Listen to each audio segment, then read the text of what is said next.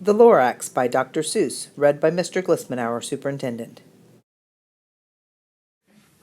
Good morning, boys and girls. Today I'm here to read Dr. Seuss's The Lorax.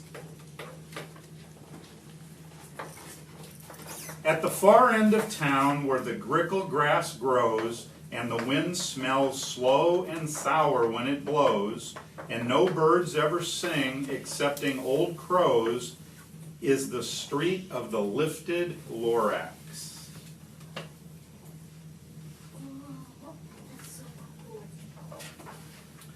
And deep in the grickle grass, some people say, if you look deep enough, you can still see today where the Lorax once stood, just as long as it could, before somebody lifted the Lorax away.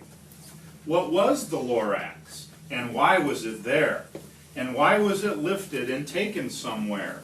From the far end of town where the grickle grass grows, the old onceler still lives here. Ask him, he knows. That's so cool. You won't see the onceler. Don't knock at his door. He stays in his lurkum on top of his store. He lurks in his lurkum, cold under the roof, where he makes his own clothes out of muffered moof. And on special dank midnights in August, he peeks out of the shutters, and sometimes he speaks, and tells how the Lorax was lifted away. He'll tell you perhaps if you're willing to pay.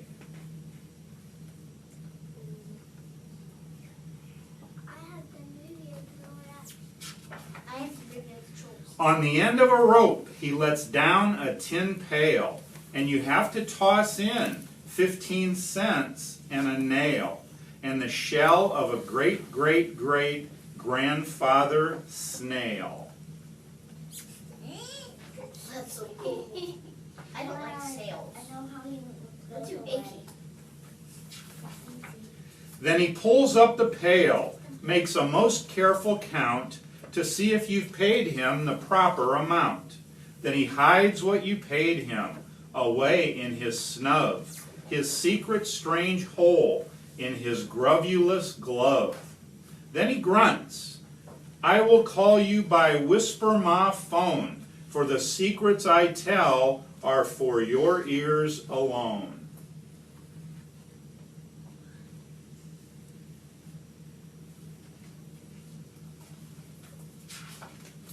Slup. Down slups the whisper ma phone to your ear, and the old onceler's whispers are not very clear, since they have to come down through a snurgly hose, and he sounds as if he had smallish bees up his nose. Now I'll tell you, he says, with his teeth sounding gray, how the Lorax got lifted and taken away. It all started way back, such a long, long time back. What's a long, long time mean? It means very long ago. In the past, long ago. Way back in the days when the grass was still green, and the pond was still wet, and the clouds were still clean, and the song of the swami swans rang out in space, one morning I came to this glorious place, and I first saw the trees, the truffula trees, the bright-colored tufts of the truffula trees, mile after mile in the fresh morning breeze. That's good. I don't like when truffula trees are snails. I don't want to buy them. They're icky. And under the trees I saw brown barbaloots, frisking about in their barbaloot suits, as they played in the shade and ate truffula fruits. From the rippleless pond came the comfortable sound of the humming fish humming while splashing around.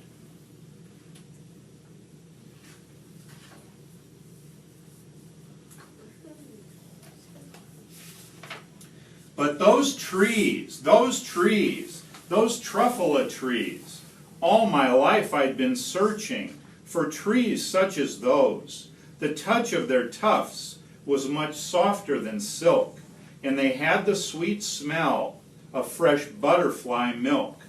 I felt a great leaping of joy in my heart. I knew just what I'd do. I unloaded my cart. That's a cart? Like a grocery cart? You can see there, like a wagon. That's his cart? That looks like a mule. I see an eye. Do you like snakes? In no time at all, I had built a small shop. Then I chopped down a truffle a tree with one chop. And with great skillful skill, and with great speedy speed, I took the soft tuft, and I knitted a thneed. That's not funny. That's not funny. I think it's kind of... The instant I'd finished, I heard a gazump. I looked. I saw something pop out of the stump of the tree I'd chopped down. It was sort of a man. Describe him, that's hard. I don't know if I can. He was shortish and oldish and brownish and mossy, and he spoke with a voice that was sharpish and bossy. I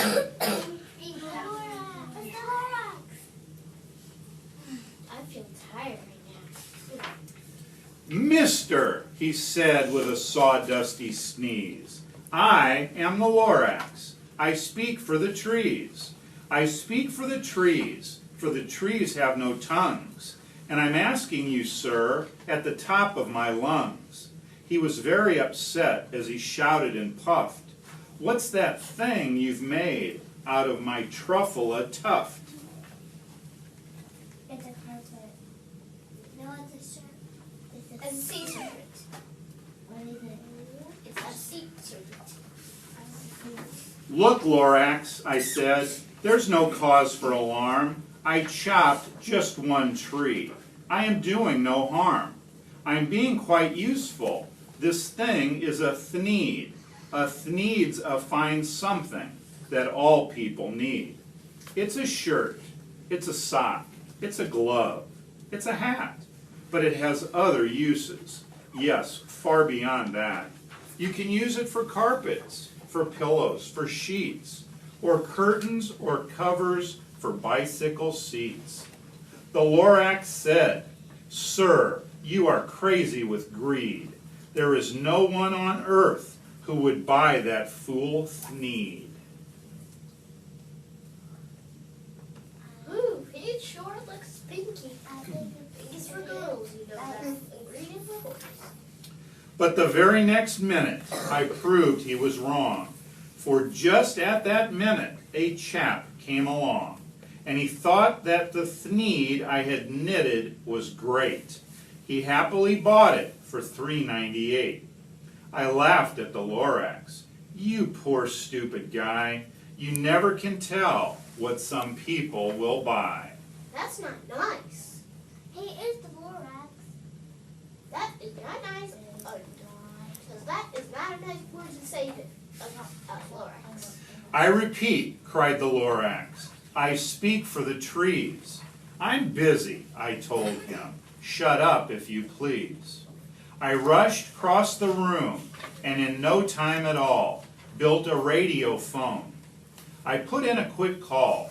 I called all my brothers and uncles and aunts, and I said, listen here, here's a wonderful chance for the whole Onceler family to get mighty rich. Get over here fast. Take the road to North Nitch. Turn left at Weehawken. Sharp right at South Stitch. Oh no. My cat. They're bringing them here to chop down trees. What's Stitch? That's why he left. Like you got up or something? Or not beat up? And in no time at all, in the factory I built, the whole Onceler family was working full tilt. We were all knitting thneeds, just as busy as bees, to the sound of the chopping of truffle trees. Did you like to see they were gonna chop down trees?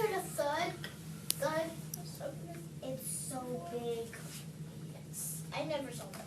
I saw clouds outside. Then, oh baby, oh, how my business did grow. Now chopping one tree at a time was too slow. So I quickly invented my super axe hacker, which whacked off 4 truffula trees at one smacker. We were making thneeds 4 times as fast as before, and that Lorax, he didn't show up anymore. Oh no. That's why he left. I have a baby sister too. And just baby us. But the next week he knocked on my new office door. He snapped, "I'm the Lorax, who speaks for the trees, which you seem to be chopping as fast as you please.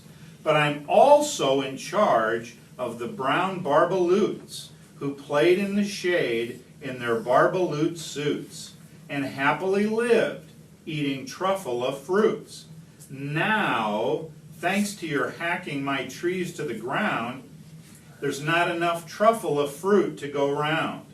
And my poor barbaloots are all getting the crummies, because they have gas and no food in their tummies." What's gas? I don't know.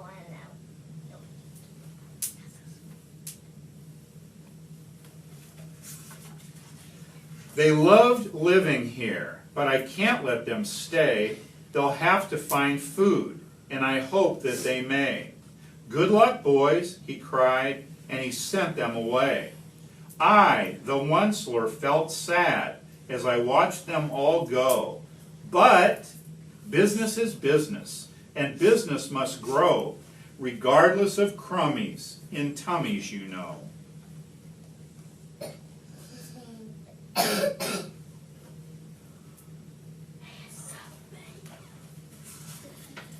I meant no harm, I most truly did not, but I had to grow bigger, so bigger I got. I biggered my factory, I biggered my roads, I biggered my wagons, I biggered the loads of the needs I shipped out. I was shipping them forth to the south, to the east, to the west, to the north. I went right on biggering, selling more needs, and I biggered my money, which everyone needs. What's needs mean? You need something. Like you need food. Oh my! I never saw a snake. It is big. Then again he came back. I was fixing some pipes when that old nuisance Lorax came back with more gripes. I am the Lorax. He coughed and he whiffed. He sneezed and he snuffed. He snargled, he sniffed. "Onceler," he cried with a cruffulous croak. "Onceler, you're making such smogulous smoke.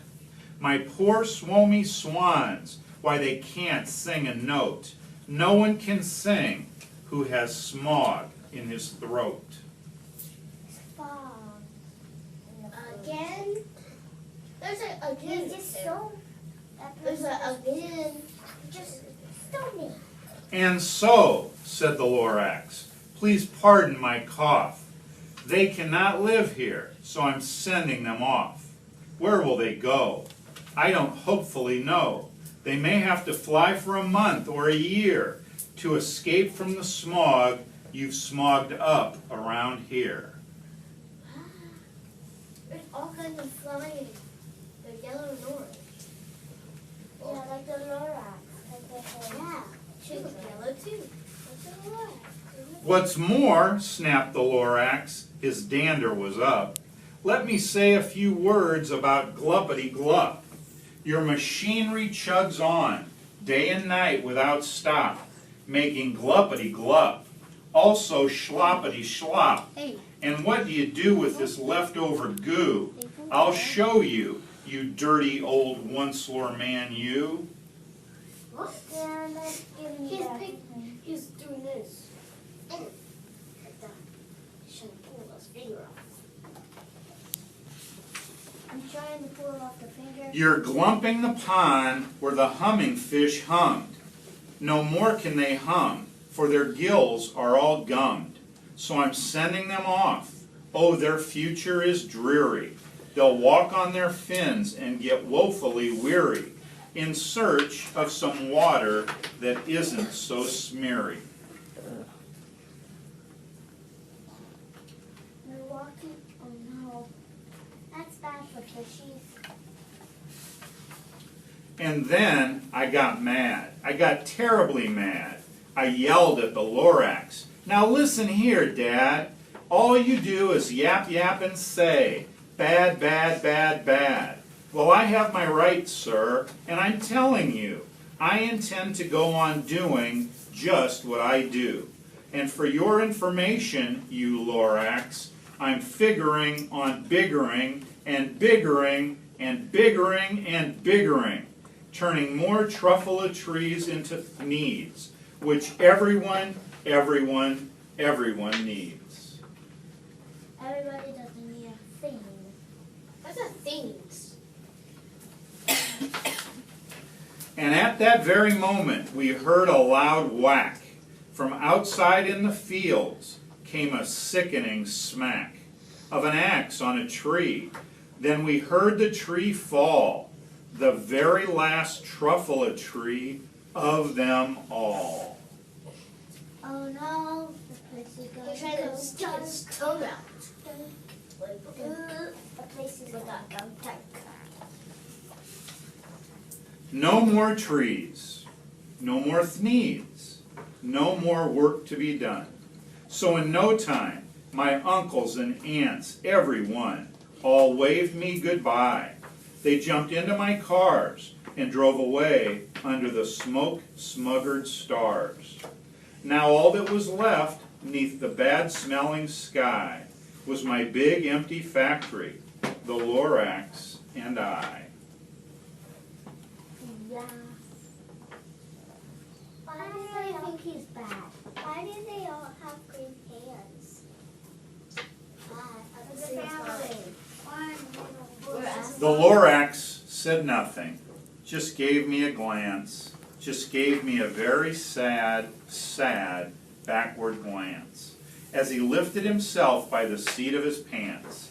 And I'll never forget the grim look on his face when he heisted himself and took leave of this place, through a hole in the smog, without leaving a trace.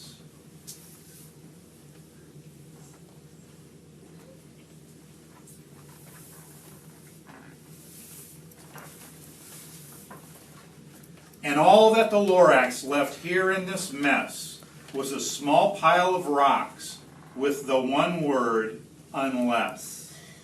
Whatever that meant, well, I just couldn't guess. That was long, long ago. But each day since that day, I've sat here and worried away. Through the years, while my buildings have fallen apart, I've worried about it with all of my heart. Yep.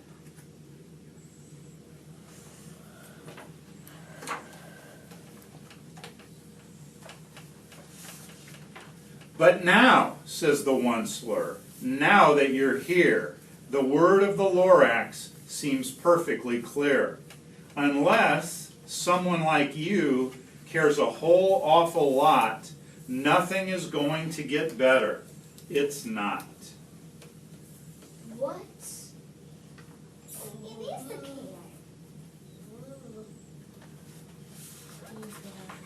So, catch, calls the one slur. He lets something fall. It's a truffula seed. It's the last one of all. You're in charge of the last of the truffula seeds. And truffula trees are what everyone needs. Plant a new truffula. Treat it with care. Give it clean water and feed it fresh air. Grow a forest. Protect it from axes that hack. Then the Lorax and all of his friends may come back. And that's the end.